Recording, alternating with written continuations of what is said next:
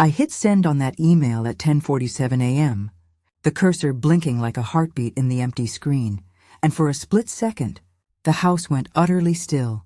No hum from the refrigerator, no distant car on the street. Just the faint jingle of a lone ornament swaying from the draft I'd let in. "This will be my last Christmas like this," I'd typed, plain as day, to the family chat buzzing with their endless holiday demands. And oh, how I wondered if I'd just lit a match in a room full of dry tinder. What kind of fool grandmother declares war on mistletoe and eggnog after 47 years of playing Santa's overworked elf? Pull up a chair here by the fire, dear listener. It's me, Helen, whispering truths from the elder's truth, where we unravel those tangled family threads that bind us tight until they start to choke. Stay with me through this one. You won't believe how a single click turned our perfect little Yuletide empire upside down, and maybe, just maybe, handed me back the reins to my own weary heart. The tree was perfect this year. 7 feet of noble fir, branches heavy with ornaments collected over 47 years of marriage, 28 years of motherhood, and 14 years of being Grandma Helen. Each decoration told a story. The lopsided clay star Tommy made in kindergarten, the crystal angel from our first Christmas as newlyweds, the photo ornaments chronicling decades of forced smiles and genuine joy. I stood in my living room that December morning, coffee cooling in my hands, and made a decision that would change everything. This would be my last Christmas like this. Not my last Christmas, mind you. Just my last one spent orchestrating everyone else's happiness, while mine quietly evaporated like steam from untouched cocoa. The weight of tradition for 3 decades. I'd been the architect of our family's holiday magic, the keeper of traditions, the coordinator of schedules, the one who remembered which grandchild was allergic to nuts and which daughter-in-law passive-aggressively criticized my stuffing recipe every single year. Mom's Christmas, they called it, as if I was a brand. A guarantee of perfection they could depend on without question or gratitude. The preparations began in October, like they always did. Lists upon lists, gifts for 14 family members, menu planning for dietary restrictions that changed yearly, decorating that had evolved from festive to Instagram-worthy, because apparently, my daughter Carol needed content for her lifestyle blog. Standing in that morning light, I counted the costs, not just the $3,000 I'd already spent while living on Social Security and my late husband George's modest pension, but the emotional toll, the anxiety that started in September, the exhaustion that would linger until February, the way my arthritis flared from hours of cooking and cleaning while everyone else relaxed because it's the holidays. The email that started everything, 3 weeks before Christmas. I sat at George's old desk, the one he'd built himself in 1978, and typed an email that would detonate like a controlled explosion through our family group chat. "Dear family," I wrote, my fingers surprisingly steady on the keys. "This year's Christmas will proceed as planned. The turkey will be golden, the presents will be under the tree, and the house will smell like cinnamon and pine. But I need you to know, this will be my last Christmas in this role. Starting next year, I'm retiring from being the family's holiday coordinator, chef, decorator, and gift buyer. I'm 72 years old. George has been gone for 3 years, and I'm tired in ways that sleep doesn't fix. This isn't about anger or punishment. It's about choosing myself while I still have choices to make. Love. Mom, Grandma." I hit send before I could delete it, like I'd deleted so many truth-telling messages before. The aftermath, my phone exploded within minutes. Carol called first, her voice pitched high with disbelief. "Mom, you can't be serious. It's tradition. The kids are 14 and 17, I interrupted, surprising myself with my calm, old enough to understand that Grandma is a person, not a Christmas venue. "But where would we even have Christmas?" she asked, as if her own 4-bedroom house with the renovated kitchen she constantly posted about had vanished. My son Michael texted, "Mom, are you feeling okay? This isn't like you." That one almost made me laugh. This was exactly like me, the me they'd never bothered to see. Sarah, my youngest, tried bargaining. "What if we all help more? I'll bring a side dish." A side dish. After 30 years, she was offering to bring a side dish. The list that night, I made a different kind of list. Not presents to buy or cookies to bake, but truths I'd swallowed for too long. The year I cooked Christmas dinner with a fever of 102 because everyone was counting on me. The Christmas I spent my entire December Social Security check on gifts while my own refrigerator stayed half empty in January. The way Carol's husband Brad had never once thanked me for a meal in 15 years. How Michael's wife Jennifer always arrived late and left early, treating my home like a restaurant with free childcare. The 17 texts about dietary preferences, none asking what I might prefer. The way they talked about their lives over dinner while mine had shrunk to managing their expectations. I folded the list and placed it in George's Bible, right next to the verse about seasons for everything. Christmas Day arrived. Despite everything, I couldn't help myself. The turkey was perfect, 22 pounds of golden perfection. The table sparkled with the good china. The presents were wrapped in coordinating paper because some habits die hard. They arrived in waves, as always. Carol's family first, loud and demanding. "Mom, where's the iPad charger?" "Grandma, I don't eat cranberry sauce anymore." "Helen, the house looks nice, but isn't that tree a little sparse?" Michael's crew came next, Jennifer already on her phone, their twins immediately disappearing to the basement without greeting me. Sarah arrived last, frazzled and apologetic, at least bringing the promised side dish, store-bought mashed potatoes that she'd transferred to a serving bowl to make them look homemade.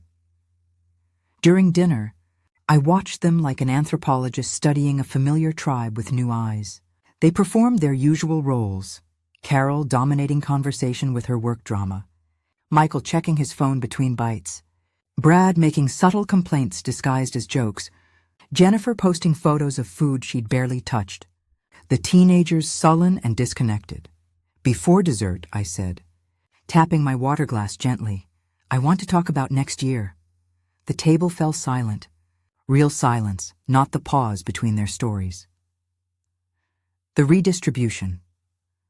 "I've made some decisions about how to divide the Christmas responsibilities," I continued, pulling out a typed sheet I'd prepared. "Carol, you'll get the turkey platter and roasting pan, along with hosting duties for Christmas dinner. Your house is bigger anyway, and closer to everyone. Michael, you're inheriting the outdoor decorations and the responsibility for coordinating gift exchanges. That MBA should finally come in handy for something. Sarah, the Christmas ornaments are yours, except for 6 I'm keeping. You always said you wanted to start more traditions with your kids. I'm keeping the cookie recipes, but I've written them down for each of you. What you do with them is your choice." Jennifer was the first to speak. "But what about you? Where will you spend Christmas?" I smiled, really smiled, for the first time that day. "I've booked a cabin in Vermont. Just me, a good book, and a view of the mountains. I'll video call for an hour in the morning." "That's selfish," Brad muttered, "just loud enough to be heard." "Yes," I agreed, meeting his eyes directly. "It is. Beautifully, necessarily selfish." The dinner that changed, what happened next, surprised me. Sarah started crying. Not angry tears or manipulative tears, but genuine grieving tears. "We ruined it, didn't we?" she said. "We turned you into a service instead of a person." Carol reached for her wine glass, then set it down. "I've been so busy documenting perfect Christmases that I forgot to actually be in them." Michael put his phone away, completely away in his pocket. "Dad would have hated what we've become at these dinners." That opened something. For the first time in years, we talked about George. Really talked. Not the sanitized memories or the careful avoidance, but the real man. How he'd sneak cookies before dinner, his terrible jokes, the way he'd wink at me across the chaos, our secret signal that we were in it together. "Remember the year Dad burned the turkey?" Michael laughed, a real laugh, not his practiced professional chuckle. "He didn't burn it," I corrected. "He tried to deep fry it in the garage. The fire department said it was the 3rd turkey fire that day." We laughed until Sarah snorted eggnog, which made us laugh harder. The teenagers crept back upstairs, drawn by the unusual sound of genuine joy. The gifts that mattered after dinner, something shifted. Carol insisted on washing dishes, actually washing them, not just supervising. Brad dried, making actual conversation instead of ESPN commentary. The kids played board games with their cousins instead of disappearing into screens. When it came time for presents, Sarah handed me an envelope. "We all pitched in," she said quietly. Inside was a reservation for a week-long retreat at a spa in Arizona. "For February," Carol explained. "We figured you'd need recovery time after dealing with us for so many years." But the gift that broke me came from my grandson, Tommy, now 17 and usually too cool for family sentiment. He handed me a small wrapped box. Inside was a ceramic ornament, lopsided and painted with more enthusiasm than skill. "I made it in art class," he mumbled. "It's supposed to be Grandpa's fishing boat. For your new tree, wherever you put it." I held that ugly, perfect ornament and cried. The good kind of tears, the kind that wash things clean. The new tradition as they prepared to leave, each family member did something unprecedented. They helped. Really helped. Not the performative bustle of previous years, but genuine effort. Leftovers were properly packaged and divided. Dishes were completely done. The living room was restored. Jennifer, who I'd barely heard speak in 5 years, hugged me at the door. "I'm sorry I never saw you," she said. "My mother died when I was young. I think I resented you for being here when she couldn't be." "That wasn't fair," Carol lingered last. "Mom, would you consider coming to my house for Christmas? Not to cook or organize, just to be there. To be Grandma, not the Christmas machinery. Ask me next November," I said. "I'll know better what I want by then." On New Year's Day, I sat in my quiet house, the tree still up but the pressure gone. My phone buzzed with a group text from Sarah. Family meeting January 7th at Carol's house. Topic: how to actually do Christmas like adults. Grandma Helen exempt from attending but welcome if she wants. Bring notebooks and realistic expectations. I smiled and texted back a single heart emoji. Then I added, "I'll bring cookies. Just 6 dozen. That's all." The responses were immediate. "We'll take whatever you're willing to share." Carol, quality over quantity. Michael, love you. Mom, Sarah, best cookies in the state. Only need 6 anyway. Brad, that last one made me laugh out loud. That night, I pulled out the notebook where I'd been documenting this strange December. On a fresh page I wrote, "Dear George, I finally did it. I finally chose myself without losing them. Turns out, the best gift I could give our family was the chance to miss what they'd taken for granted. And the best gift I could give myself was permission to be human. They're planning Christmas without me, not against me, but genuinely without needing me to make it happen." Sarah sent 17 texts to the group chat about turkey cooking times. Carol researched place settings. Michael made a spreadsheet.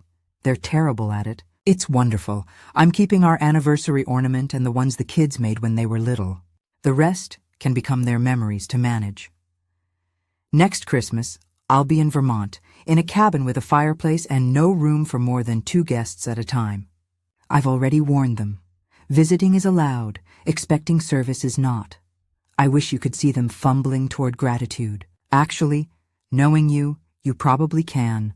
All my love, Helen. The spa retreat in Arizona was everything I didn't know I needed. 7 days of being served instead of serving, meals I didn't cook, beds I didn't make, conversations with strangers who knew nothing about my history as the family's Christmas saint. On the 3rd day, I met Judith by the pool. She was 75, traveling solo for the first time after her own liberation from family expectations. "When did you know?" I asked her, watching the desert sun paint the mountains gold. "When my daughter complained that the Thanksgiving turkey was dry while I was still in the hospital recovering from surgery," she said. I realized I'd trained them to consume my efforts without consciousness. Had to untrain them and myself. We became fast friends, planning future trips where our only responsibility would be to ourselves. In March, a package arrived. Inside was a photo album, handmade, with Grandma Helen's greatest hits, written in Tommy's handwriting on the cover. They'd collected photos I didn't know existed. Me, asleep in the chair after Christmas dinner, still wearing my apron.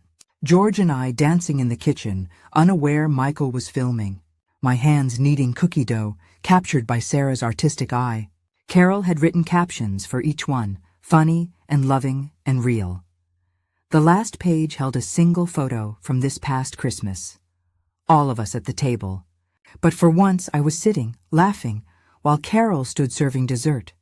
Underneath, in Brad's surprisingly elegant script, the year Grandma taught us to see her. When December rolled around again, I kept my promise to myself. The cabin in Vermont was everything I'd imagined. Cozy, quiet, with windows that framed the mountains like living postcards. I put up a small tree, decorated with only 6 ornaments. I made 24 cookies, eating them whenever I pleased. I read 3 books, took long walks, and had wine with lunch because there was no dinner to orchestrate. On Christmas Eve, I video called the family. They were at Carol's, the camera propped awkwardly, showing chaos and burnt rolls, and Jennifer actually laughing. The tree was crooked. The table settings didn't match. Tommy wore an ugly Christmas sweater with pride. "How's it going?" I asked. "The turkey's still frozen," Michael admitted. "Jennifer made amazing lasagna instead." Carol added quickly, "Brad hasn't complained once." Sarah stage whispered, "I can hear you." Brad called out, but he was laughing. "We miss you." "Mom," they said, almost in unison. "I miss you too," I said, and meant it. Missing them from my own space was so much sweeter than resenting them in theirs. That second Christmas established our new rhythm. I visited Carol's house for New Year's instead, when the pressure was off and we could just be together. I taught Jennifer my cookie recipe in February, just the 2 of us in her kitchen, finally talking as women who'd both lost and found things.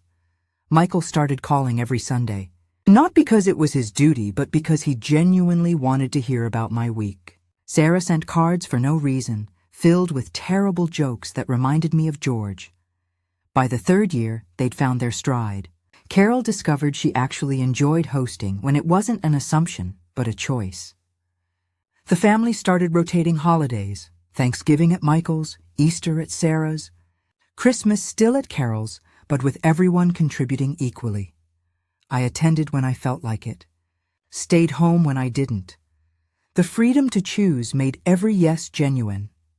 In my desk, I keep a letter I wrote but never sent, addressed to every woman who's disappeared into her family's expectations. Dear friend I've never met, you're reading this because somewhere in some kitchen, you're crying into cake batter at 11 p.m., wondering when you became the unpaid staff in your own life story. Listen to me. You are not selfish for wanting to be seen. You are not cruel for needing rest. You are not failing your family by asking them to act like adults. The guilt you'll feel when you first say no? It's not really guilt. It's the ghost of who you thought you had to be, fighting the person you're becoming. Your family might struggle. Let them. They might complain. Let them. They might even surprise you with their capacity to grow. Let them do that too. You've spent decades proving your love through service.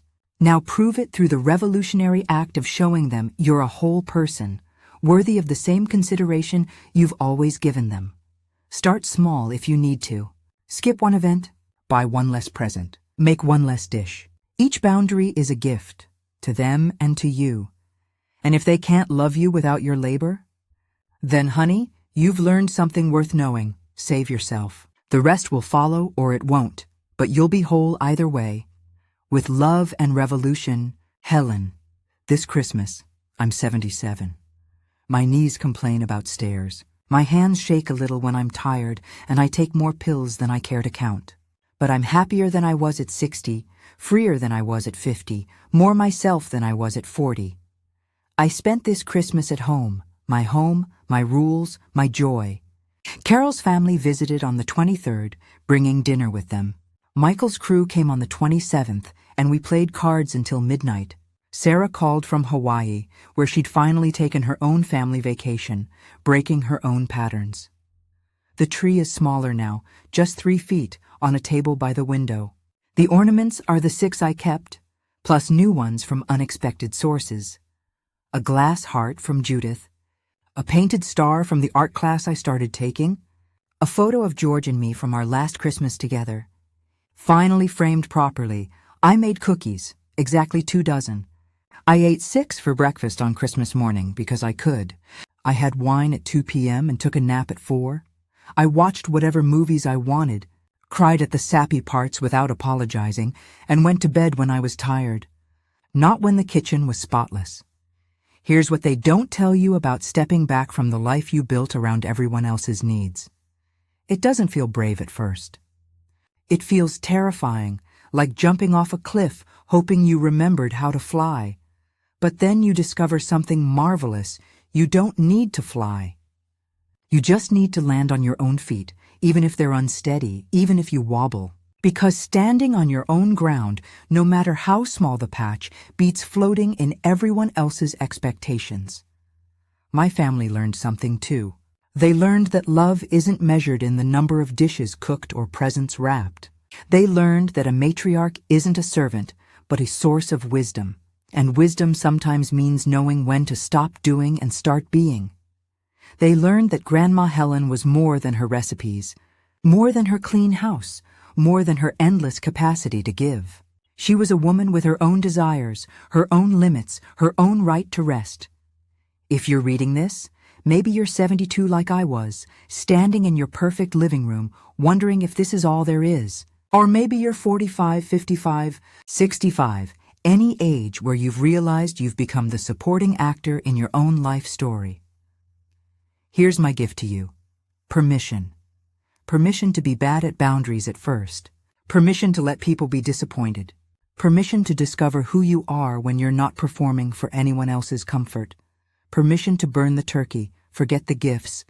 Skip the entire production if that's what saves you. Because here's the secret. The family that truly loves you will love you without your sacrifices. And the ones who only loved what you did for them? Well, that's good information to have. This isn't about being cruel or withholding love. It's about the radical act of including yourself in the circle of people who deserve care, consideration, and occasionally the biggest piece of pie.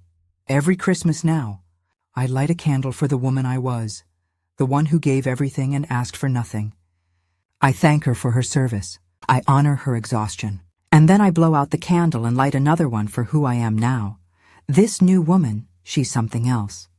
She says no without apology. She says yes with intention. She loves her family fiercely, but not at the cost of herself. This morning, Christmas 2024, I woke when my body was ready, not when the turkey demanded. I made coffee in my favorite mug, the one Tommy gave me that says, "World's okayest grandma," because humor is how we heal. I sat in George's old chair, now reupholstered in fabric I chose, bold flowers, nothing practical about it. The sun came through the window, highlighting the dust motes I no longer rush to banish. My phone buzzed with messages from the family. Pictures of their morning chaos, their imperfect attempts at the traditions I'd handed down. Carol's turkey looked a little pale. Michael's tree was leaning dangerously. Sarah's cookies were burned on the bottom. It was all perfectly imperfect, beautifully theirs. "Merry Christmas, Grandma," Tommy texted separately. "Thanks for teaching us that love doesn't require perfection. Also, Mom's turkey looks like it might still be alive." I laughed. Really laughed, the kind that comes from your belly and surprises your heart. Then I turned off my phone, picked up my book, and gave myself the gift I'd been waiting 70 years to receive. A Christmas that was completely, unapologetically, magnificently mine. If this story spoke to you, remember, it's never too late to rewrite the rules. Your family might surprise you. You might surprise yourself. And sometimes, the greatest gift you can give everyone, including yourself, is the chance to grow. Share this with someone who needs to hear it. Leave a comment about your own journey to balance. And remember, choosing yourself isn't selfish, it's salvation. Happy holidays, however you choose to spend them. Helen. Thank you for listening all the way through. If you enjoyed it, kindly like and share it with someone you care about. And remember to subscribe, so we can continue this journey of stories together.